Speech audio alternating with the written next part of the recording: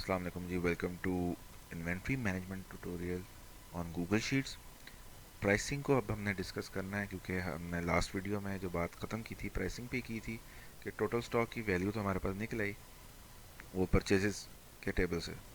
ठीक है कि हम इतने की चीज़ माल ख़रीद के लाएँ, बिका कितने का, इस चीज़ के लिए हमें सेल्स रजिस्टर चाहिए होगा। सेल्स रजिस्टर क्यों चाहिए होगा? क्योंकि एक्चुअली जब वहाँ पे आइटम एक लिस्ट डाउन करेंगे कि भाई ये आइटम बिक गई, तो कितने की बिकी, हमें कितने की कॉस्ट पड़ी उसके ऊपर, और हमने कितने की बेची और प्रॉफिट कितने का निकला, किस दिन बेची, किसको बेची, कितनी बेची, तो ये सारी चीज़ें कहीं लिखेंगे तो यहाँ पे माइनस होंगी, वरना हम हाथ से लिखते रहेंगे जैसे हमने लास्ट वीडियो में बात की थी। वो हम नहीं चाहते कि हम हाथ से लिखें, हमें उसको ऑटोमेट करना है। तो उसके लिए प्राइसिंग हमारे पास आनी चाहिए। तो सेल्स रजिस्टर को अब हम लिखेंगे, जारी बात है जिस तरीके से हमने परचेजेस लिखी थी कि किस डेट पे कौन सी आइटम कितनी बिकी और कितने की बिकी, ये लिखेंगे। यहीं से हम कॉपी कर लेते हैं,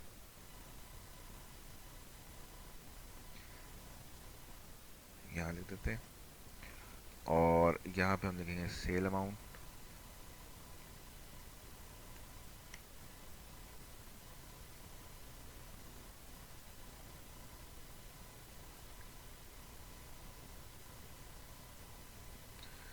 ठीक हो गया जी।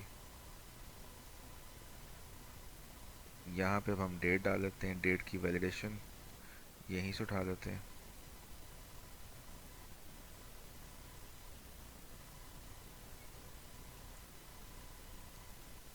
यार खुद बना लेते, उठाने नहीं है, खुद बना लेते।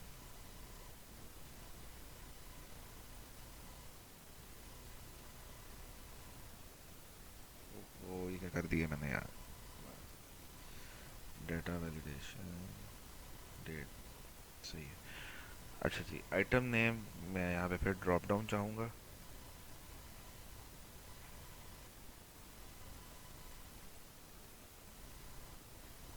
आई एम सॉरी, यहाँ जाना था, सेल्स रजिस्टर ड्रॉप डाउन।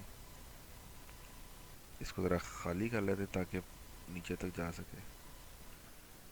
अगर हम आइटम के साथ इसको नीचे कॉपी करते पूरी आइटम का नाम भी साथ कॉपी हो जाना था, इसलिए खाली करके मैंने कॉपी किया। अच्छा जी, यहाँ पे हम कहते हैं जी 16 तारीख को हमने टॉय ब्रिक्स 4 आइटम्स बेची।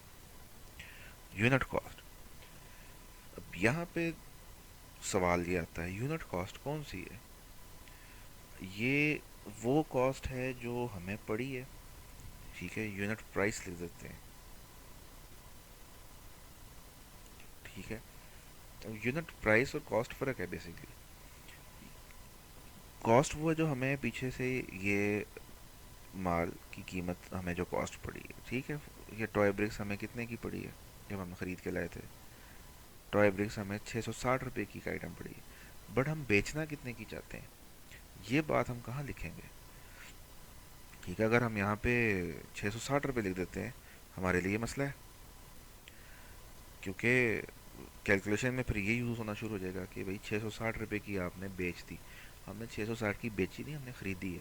तो ख़रीदने वाली अमाउंट हम कहाँ लिखेंगे? तो उसकी हम जगह रखते हैं यहाँ पे यूनिट प्राइस। सेल प्राइस कर यार, हमने सेल इतनी ही करनी है। ठीक है, और ये याद रखिएगा कि डिफरेंट शीट्स में एक ही कॉलम के डिफरेंट नाम हो सकते हैं। ठीक है, ये मैं अब आपको बाद में एक्सप्लेन करूँगा। इसकी एग्जांपल ये है वैसे कि यहाँ पे हम सेल प्राइस कह रहे हैं, यहाँ पे हम इसको यूनिट प्राइस कह रहे हैं कि एक यूनिट कितने का है। ठीक है, सेल प्राइस, चूँकि इन्वेंट्री की बात हो रही है तो इट्स ऑब्वियसली कि सेल प्राइस क्या है। ओके, हम इसको यूनिट प्राइस भी कह सकते हैं, but more appropriate word is unit price. अच्छा जी, सेल प्राइस हम बेचना चाहते हैं जी, 660 का था, हम बेचना चाहते हैं 1300 का। अच्छा, अब मुझे ये देखने के लिए कि भाई छः ये कितने की है। टॉय ब्रिक्स की बात करते हैं पहले, पहला वाला कॉलम यार फिक्स ना कर लें। टॉय ब्रिक्स की बात करते हैं कि जी टॉय ब्रिक्स हमारी 1300 की है। अच्छा, मुझे अब ये देखना है कि यार मैं बार बार शीट में जाके देखूं पीछे परचेजेस में कि मैं कितने का ख़रीद के लाया था। क्यों ना मैं इधर ही एक कॉलम बना लूँ और उसको कहूँ कि भाई ये यूनिट कॉस्ट कि मुझे कितने का पड़ा। अच्छा, ये अब कॉन्सेप्ट आया प्राइसिंग का। टॉय ब्रिक्स हम 2 दफ़ा ख़रीदी और हमारे पास दोनों का माल पड़ा हुआ है इस वक्त, और स्टोर में ये नज़र नहीं आता कि ये जो सारा माल पड़ा हुआ है, ये ये वाला माल पहले आया था बाद में आया था, इसकी प्राइस ये आपको एक ही प्राइस रखनी होती है, माल एक ही प्राइस पे बिकता है। लेकिन आपने जब ख़रीदा तो डिफरेंट प्राइसेस पे ख़रीदा हुआ है। आप जब 14 तारीख को ख़रीद के लाए वो 660 का था, जब दोबारा ख़रीद के लाए तो वो हो गया 700 का। ठीक है, अब आप मुझे ये बताओ कि हम 700 वाली वैल्यू पकड़ें, फिलहाल मैं इसको हाईलाइट कर देता हूँ। हम 700 वाली वैल्यू पकड़ें या हम 660 वाली पकड़ें। इस चीज़ का आंसर जो है वो है life of FIFO. Life of FIFO होता है लास्ट इन फर्स्ट आउट। ठीक है, जो सबसे आखिर में जो डेट वाइज एंट्री हुई होती है ना, हम उसकी वैल्यू पकड़ लेते हैं। ठीक है, कि अब हम 700 रुपये का जो एक अमाउंट है, ये हम 15 आइटम्स के ऊपर मुसलत कर देंगे कि जी हमने फैसला ये कर लिया, हम सब एग्री हो गए हैं कि जो पूरा माल आया है 700 रुपये का है, जो भी लेटेस्ट प्राइस है। ठीक है, लास्ट इन फर्स्ट आउट। ठीक है, फाइफो में ये होगा फर्स्ट इन फर्स्ट आउट में कि हम कहेंगे यार जो सबसे पहली एंट्री हुई थी ना, ठीक है, वो उसकी जो प्राइस है वो मुसलत कर दो पूरे के पूरे माल पे। ठीक है, अब ये इसके मुख्तलिफ सिनेरियोज हो सकते हैं, किसको क्या चाहिए। ठीक है, आपके अपने सिनेरियोज हो सकते हैं। ठीक है, तो हम इसको लाइफो पे रखेंगे और लाइफो के हिसाब से इसको लेके चलेंगे। तो अब हमने यहाँ से यूनिट कॉस्ट उठानी है लाइफो की। तो उसका तरीका ये होगा कि वी लुकअप लगेगा, क्योंकि हमें मालूम है कि अगर हमने एक आइटम के अगेंस्ट हमने कोई चीज़ उठानी है, एक आइटम के अगेंस्ट उसकी प्राइस उठानी किसी और दूसरे टेबल से, तो वो कैसे उठानी है। तो यहाँ पे मैं वी लुकअप का फार्मूला लगा रहा हूँ। वी लुकअप मैं ज़रा तेज़ी से लिख दूँ आपके लिए।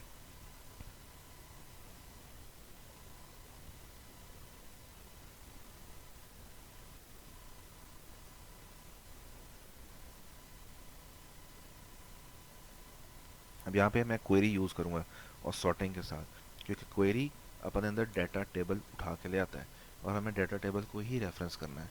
तो मैं क्वेरी का फार्मूला लगाऊंगा और उसका डाटा टेबल उठा के ले आऊँगा।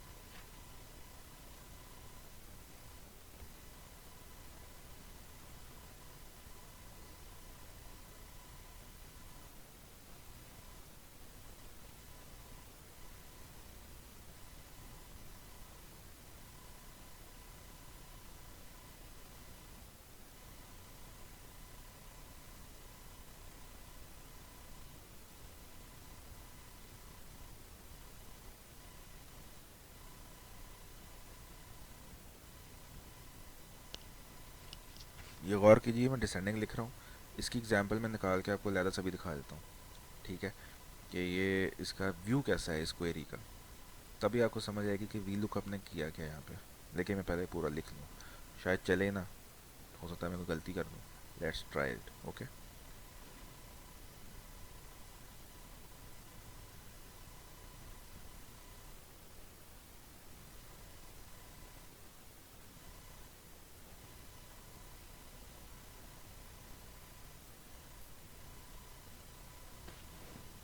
अच्छा जी, हमारी यूनिट कॉस्ट किधर है। अगर हमारा कॉलम हम इसको क्या करते हैं, बी सी डी कर देते हैं। B C D E. हमने कॉलम ए स्किप कर दिया क्योंकि वी लुकअप पहले कॉलम से चलता है, गिनना शुरू करता है। B C D. अच्छा जी, अगर बी हमारा पहला कॉलम है ये वाला, तो हमारी यूनिट कॉस्ट का है तीसरे में, और हम हमेशा फॉल्स लिखते हैं इसके आगे। 700 रुपया। ठीक है, 700 रुपया ये उठा रहा है लास्ट इन फर्स्ट आउट के केस में, ये वाला। ठीक है, ये कैसे कर रहा है लास्ट इन फर्स्ट आउट वाला मामला, आपको कैसे समझ आएगा अगर मैं क्वेरी को उठा के बाहर ले आऊँ।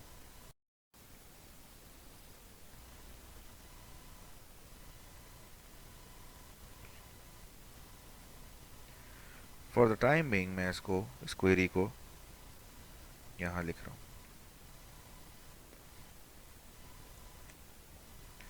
ये देखिए टॉय ब्रिक्स 700 सबसे ऊपर आ गया, क्योंकि मैंने सबसे आखिर में परचेज़ किया था इसको। ठीक है, और अगर मैं इसको असेंडिंग कर दूंगा यहाँ पे, यानी कि फर्स्ट इन फर्स्ट आउट, तो ये 660 वाला पहले आ रहा है, तो वी लुकअप जो पहली वैल्यू होता है उसको पकड़ लेता है। फार्मूलाज को समझने के लिए आप फार्मूलाज वाली वीडियो देखें जाके सीरीज़ के अंदर, आपको सब सही समझ आए। वैसे मैं इधर भी साथ साथ एक्सप्लेन कर रहा हूँ। वी लुकअप को बीमारी है कि जो पहली आइटम होती है उसको पकड़ लेता है। टॉय ब्रिक्स दो दफ़ा है, एक टॉय ब्रिक्स नीचे है एक ऊपर है, उसने सबसे पहले ऊपर वाले को पकड़ना है। तो अगर हमें फाइफो करना है तो हम क्या करेंगे, ये वाली सेटिंग असेंडिंग, और अगर हमें लाइफो करना है तो हम इसको डिसेंडिंग कर देंगे। ठीक है, अब पहली आइटम ये वाली है, वो इसको पकड़ लेगा। ठीक हो गया। तो ये जब टेबल यूज़ हो रहा है उसके मैंने वी लुकअप लगाया है। वी लुकअप क्या कर रहा है, मैंने उसको कहा कि टॉय ब्रिक्स सर्च करो। ठीक है, बेसिकली मैं इसको ये कह रहा हूँ कि वी लुकअप भाईजान टॉय ब्रिक्स सर्च करो। ये मैं अब ट्रांसलेशन करके दे रहा हूँ, मैंने जो ऊपर कोड लिखा है, टॉय ब्रिक्स सर्च करो इस सारे टेबल में, जो कि रिजल्ट है एक क्वेरी का। ठीक है, और एक दो तीन तीसरे कॉलम से यूनिट कॉस्ट डालो और आगे फॉल्स लिख दो, तो 700 रिजल्ट आ जाएगा इसका। ठीक है, यही 700 का रिजल्ट यहाँ लिखा हुआ है। तो ये क्या कह रहा है, वी लुकअप टॉय ब्रिक्स, मैंने A4 को हाईलाइट किया है, उधर भी आपको हाईलाइट करके दिखा रहा है, टॉय ब्रिक्स को सर्च करो इस टेबल के आंसर में। ये जो क्वेरी लगाई है ना, इसके आंसर में सर्च करो। उसका आंसर मैंने आपको अलग से लिख के दिखा दिया कि जब क्वेरी चलेगी तो एक्चुअली वो अपने अंदर ही वाला टेबल बना रही है। ठीक है, उस इसके आंसर जो टेबल जो बना है आंसर टेबल, उसके थर्ड कॉलम की वैल्यू उठा के ले आओ। तो ये इस तरह चल रहा है। ये इस हिसाब से मैंने सारी क्वेरी बनाई है। अब इसके शुरू में इफ़ लगा देते हैं ताकि जी हम इसको कॉपी पेस्ट कर सकें फॉर्मूले को। इफ़ ए फॉर खाली खाली देन रिमेन खाली खाली, अदरवाइज ये वी लुकअप चला दो। ठीक हो गया जी। अच्छा जी, इसको क्या मसला हुआ है, अच्छा इसको रेफरेंस नहीं मिल रहा। ठीक है, हमें इसको F4 दबा के फिक्स करना होगा, क्योंकि ये क्या कर रहा है मैं बताता हूँ आपको। जब मैं इसको ऊपर लेके गया हूँ ना, तो इसको रेफरेंस नहीं मिला। ये देखो A3 A4, ये आगे बढ़ता जा रहा है, ये मेरा टेबल परचेजेस का ख़राब कर रहा है। वो कह रहा है कि क्वेरी यहाँ से चले, फिर यहाँ से चले, फिर यहाँ से चले। तो डायनामिकली जब फार्मूले को हम ड्रैग करते हैं तो अपना आपकी अपनी फिगर्स को अपडेट करता रहता है। जैसे कि A6 को अपडेट कर रहा है तो सही समझ आती है कि भाई A6 को उठाना है। अब मैं अगर इसको देखूँ जाके तो वो A4 को उठा रहा है, लेकिन हमें इसको स्टैटिक रखना है तो हम इसको F4 दबा के स्टैटिक कर सकते हैं। अब हम इसको जहाँ ले जाएंगे चुप करके चला जाएगा, लड़ाई लड़ाई नहीं करेगा। ठीक है जी, एंड तक ले जाते। ले जी, यूनिट कॉस्ट हमारे पास आ गई बेस्ड ऑन लाइफो। ठीक है, अच्छा अब हम इसकी सेटिंग भी बना लेते हैं। अगर आपने इसको चेक करना है, वैसे तो ज़रूरत नहीं है सेटिंग बनाने की।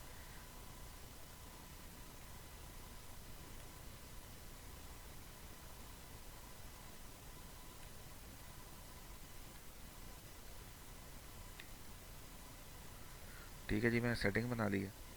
ऑब्वियसली जब मैं यहाँ सेटिंग बनाता हूँ तो मैं यहाँ पे ड्रॉप डाउन के लिए बनाता हूँ। मैं ड्रॉप डाउन किधर दूंगा, मैं ड्रॉप डाउन साथ ही दे दूंगा।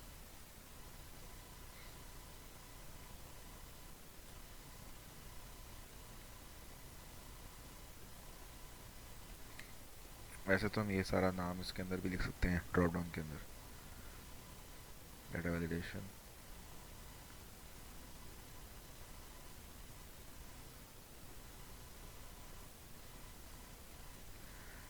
ठीक है, अभी हम लाइफो मेथड पे चल रहे हैं।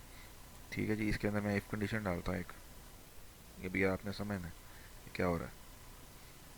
अगर तो भाई A2 खाली है, यहाँ पे कुछ नहीं लिखा हुआ तो खाली कर दो, और अगर खाली नहीं है तो एक और कंडीशन चेक करो कि सेटिंग्स में क्या हुआ हुआ है, क्या सिलेक्ट हुआ है।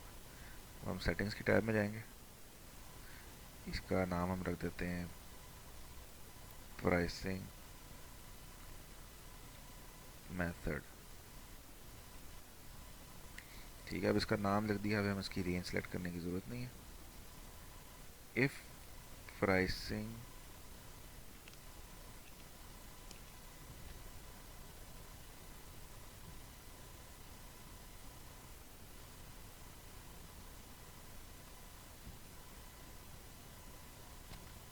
ठीक है जी, अगर प्राइसिंग मेथड लाइफो सेलेक्ट हुआ हुआ है तो आप ये कर दो।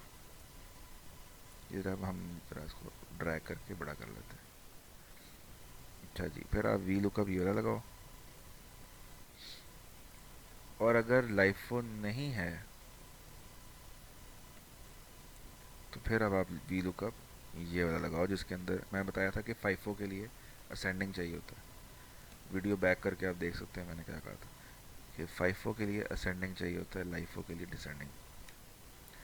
ठीक हो गया। यूनिट कॉस्ट के नाम के अंदर भी हम लिख देते हैं। अब ये भी आप देख लो कि यार, एक अगर हम सिस्टम बनाते हैं तो कितने सारे फीचर टेस्ट हो जाते हैं उस टूल के।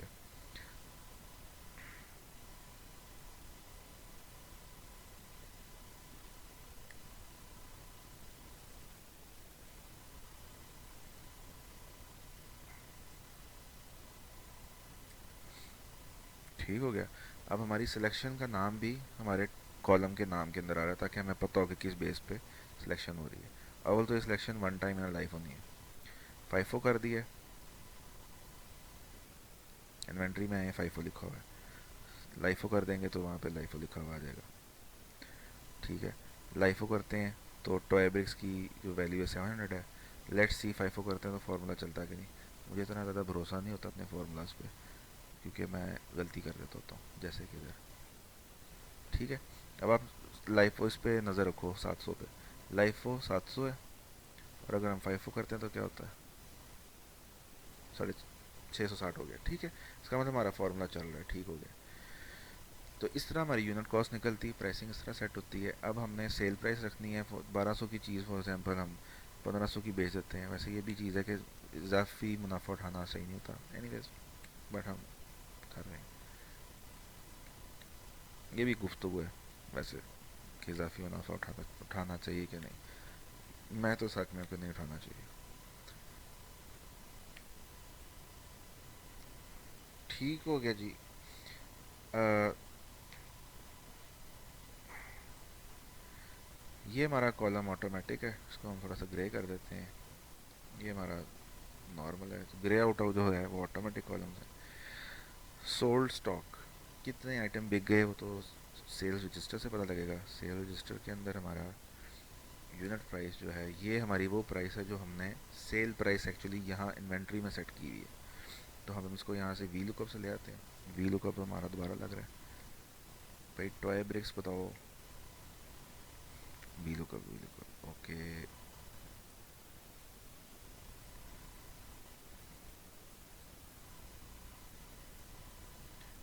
ठीक है जी, अभी ये कॉलम नंबर फॉर एग्जांपल 9 है, मुझे पता नहीं एग्जैक्टली, या 10 है। कॉलम नंबर 10, 9 है कि 10 है, मुझे सही नहीं पता यार।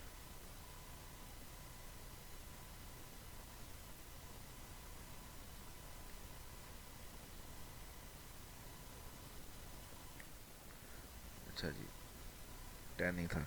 अच्छा जी, सेल अमाउंट के एक्चुअली टोटल टोटल अमाउंट कितनी बनी है, उसको मल्टीप्लाई कर दो। ले जी, ये हमारा सेल रजिस्टर तैयार हो गया। अब हमने क्या करना है, नेक्स्ट वीडियो में इसको ऑटोमेट करना है कि जी ये जो सोल्ड स्टॉक है ये अपडेट हो सेल रजिस्टर के साथ, ना कि किसी और चीज़ के साथ, मैनुअली नहीं करना। ठीक है, तो हमारी जो चीज़ें रह गई हैं वो ये सोल्ड स्टॉक और ये वाले दो कॉलम, बाकी तो हमारा सारा सेट हो गया होगा। Thank you so much for watching. अल्लाह हाफिज़।